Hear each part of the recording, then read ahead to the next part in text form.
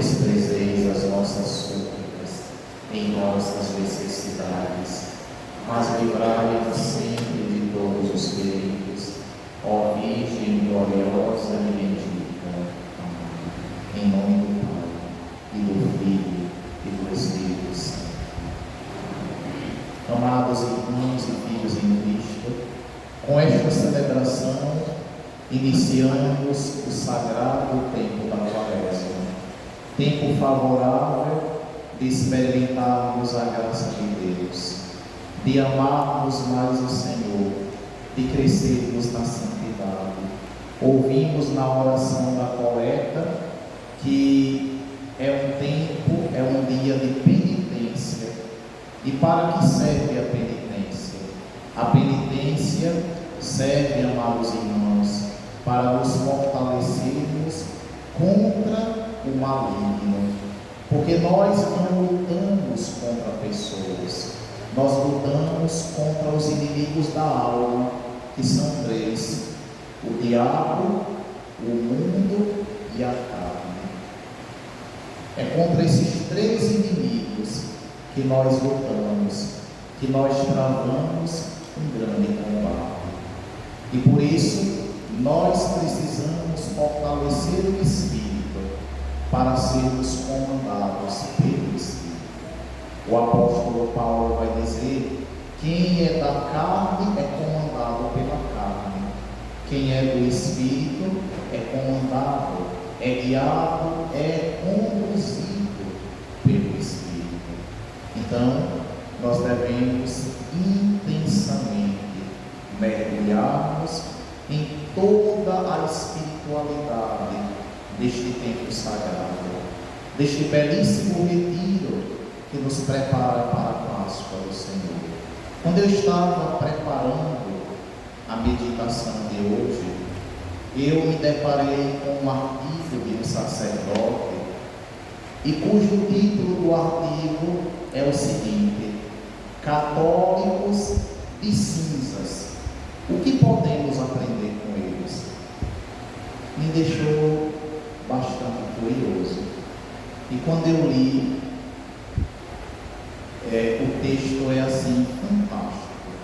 Porque o sacerdote diz assim, que na quarta-feira de cinzas, muitos sacerdotes, eles vislumbram os rostos já conhecidos, daqueles que já são assíduos na frequência da Eucaristia ou nas atividades promovidas pela comunidade. Mas, diz o texto, os sacerdotes também neste dia vislumbram rostos, faces que não são tão frequentes, mas que neste dia estão aqui. É louvável, sim. Nós agradecemos imensamente a Deus.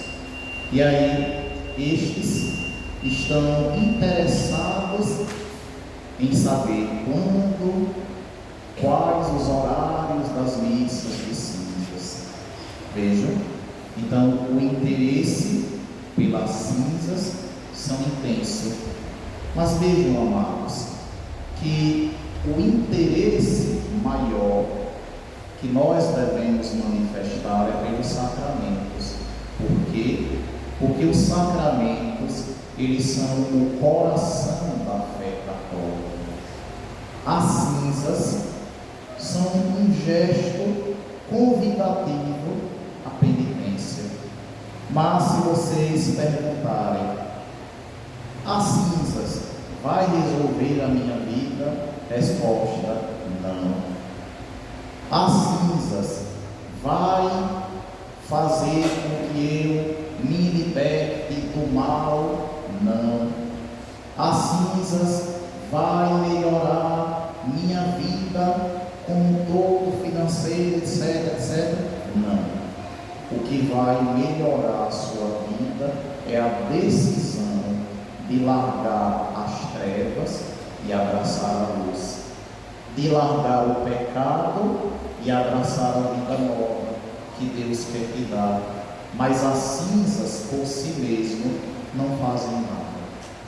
E aí o sacerdote dizia nesse artigo que é bastante curioso, interessante, que a gente luta intensamente para evangelizar e não conseguimos, mas um único dia é capaz de arrebanhar multidões, até mesmo pessoas que se consideram não religiosas ou até de outras denominações. Aí o sacerdote diz, é interessante, mas ele diz, tem duas coisas que nós podemos aprender com estas pessoas que vêm neste dia apenas. A primeira coisa que nós podemos aprender com elas é que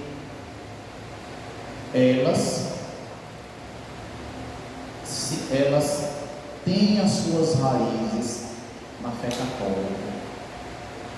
Por algum motivo, elas se distanciaram, se afastaram da igreja, mas a igreja nunca saiu da alma delas, porque existe sempre um incômodo de Deus que vai nos interpelando.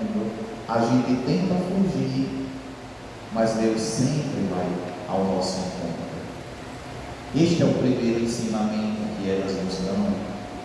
É como se dissesse, olha, eu sei que eu não estou sendo um bom católico, mas eu sou católico. Minhas raízes são católicas. Minha identidade é católica. Aqui eu recebi tantas joias preciosas. E o outro ensinamento que estas pessoas nos dão é que elas valorizam aquilo que às vezes nós que participamos assiduamente não valorizamos. Elas mostram que o peso da palavra, da exaltação da igreja tem uma grande força. Porque, meus irmãos, vejam, num dia só, tanta gente vem buscar as cinzas que melam a nossa testa, um gesto aparentemente muito simples, mas inconscientemente, talvez, a gente sabe o que aquele gesto significa. E aí, muitos dizem assim, até liturgistas, sacerdotes, já ouvi dizendo, falarem assim, olha, não vamos falar de juízo particular, juízo final, de purgatório, de inferno, porque senão os fiéis vão se afastar da igreja, eles vão ficar amedrontados. Vamos falar apenas nas realidades positivas. Quais são? Deus é amor, Deus é bondade, Deus é misericórdia, Deus é ternura. Mas no dia da quarta-feira de cinzas, na sexta-feira da paixão e outras épocas, a gente tem a prova de que as realidades negativas, elas são atrativas, elas são boa nova, porque no dia de hoje o convite é meio estranho, porque a igreja, vou falar de um modo bem simples, diz no dia de hoje, se prepare que você vai morrer. Você sabia que você vai morrer? Sabia? Diga a pessoa que está ao seu lado, você vai morrer. Tem uma prece na liturgia da igreja, no ritual de Ezequias, que diz assim, a prece diz bem assim, agora rezemos pelo primeiro entre nós que vai morrer. Desse jeito. Então, quando o padre coloca cinzas na fronte ou na cabeça, ele diz duas frases. A primeira é mais antiga do livro do Gênesis. Lembra-te que pó, e ao pó hás de voltar. Lembra que tu vais morrer. Então a igreja está dizendo o quê? Meu irmão, largue de orgulho, deixe de ser tão prepotente, largue de querer ser melhor ou pior do que os outros. Você não é melhor nem pior do que ninguém. Largue de tanto nariz empinado. Eu sou que eu tenho mestrado, doutorado, eu sou doutor fulano de tal. Você vai para o cemitério do mesmo jeito, vai ser comido pelos leves. Adiantou seu doutorado, seu dedo, seu nariz empinado, de querer ser o tal, de querer abafar, e no fim ficou abafado. Não adianta. Lembra-te que tu és pó, e ao pó retornarás. O segundo convite disso é dizendo: olha, nós somos um pó, mas nós somos um pó amado por Deus. Mas se nós nos afastarmos de Deus, nós vamos voltar ao nada, ao vazio. Nós vamos voltar à realidade de indignidade. Deus é que nos dignificou. E depois a igreja usa uma expressão mais moderna do Evangelho: convertei-vos e crede no Evangelho. Porque o tempo da quaresma nos exorta à conversão. Nós vimos nas 3 leituras de hoje, também no sábado: voltai para mim de todo o vosso coração, rasgai o coração e não as vestes. São Paulo diz: eu vos suplico, reconciliai-vos com Deus. Davi, aqui no Salmo 50, diz: Senhor, criai em mim um coração que seja puro, dai-me de novo um espírito decidido. Veja, não basta apenas participar da ritualidade, das práticas oracionais ofertadas pelo tempo da quaresma. Eu preciso mudar, converter o meu coração. Eu preciso voltar a minha alma para o Senhor. Eu preciso unir meu coração ao coração sacrossanto do Senhor. Tende piedade, meu Deus, misericórdia, na imensidão do vosso amor glorificado. Se vocês olharem o contexto da primeira leitura, acontece uma calamidade de gafanhotos. Os gafanhotos começam a devorar a plantação do povo, o povo começa a perder tudo. E aí, diante de uma calamidade, o povo se volta para Deus, chora, pede perdão, diz: perdoa, Senhor, teu povo, não nos castigues. E Deus se encheu de zelo e perdoou o povo, porque a gente entende que Deus dá um caminho e permite o outro para a gente voltar.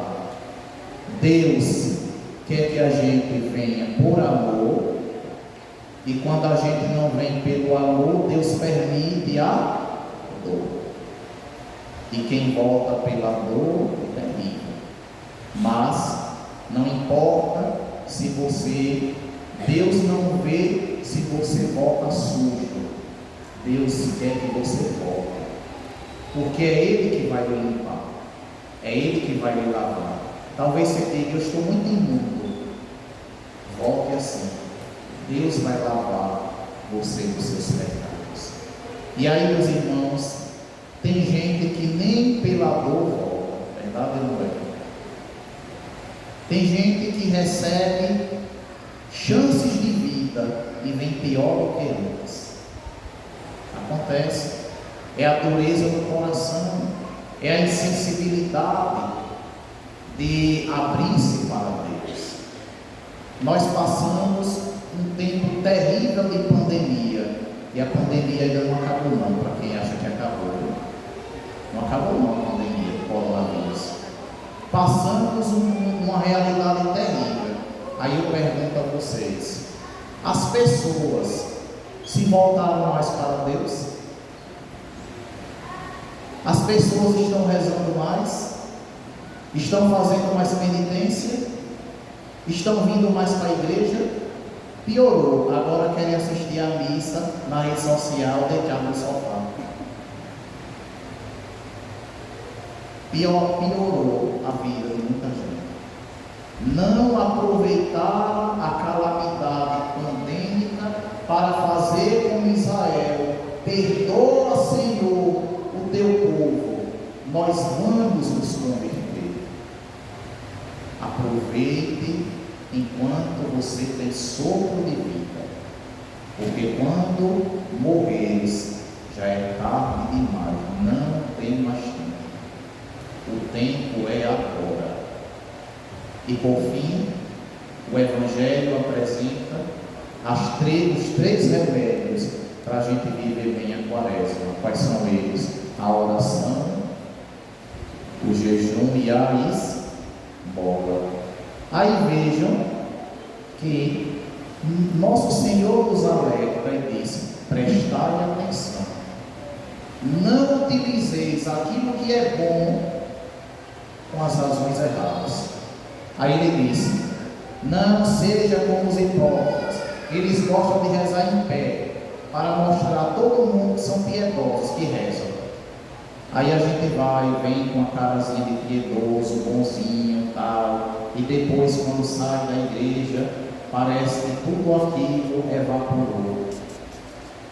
Quando orar, entra no teu quarto, fecha a porta e reza ao teu Pai que está oculto, e teu Pai que vê a intimidade do teu coração te recompensar. Quando jejuardes, não façais como os hipócritas. Quando deres esmola, não façais como os hipócritas. Vejam, meus irmãos, a gente gosta demais de ser visto. A gente não deve fazer as coisas com a intenção que os outros vejam. Os outros podem ver o que eu faço? Podem. Mas eu não posso fazer com a intenção que os outros vejam.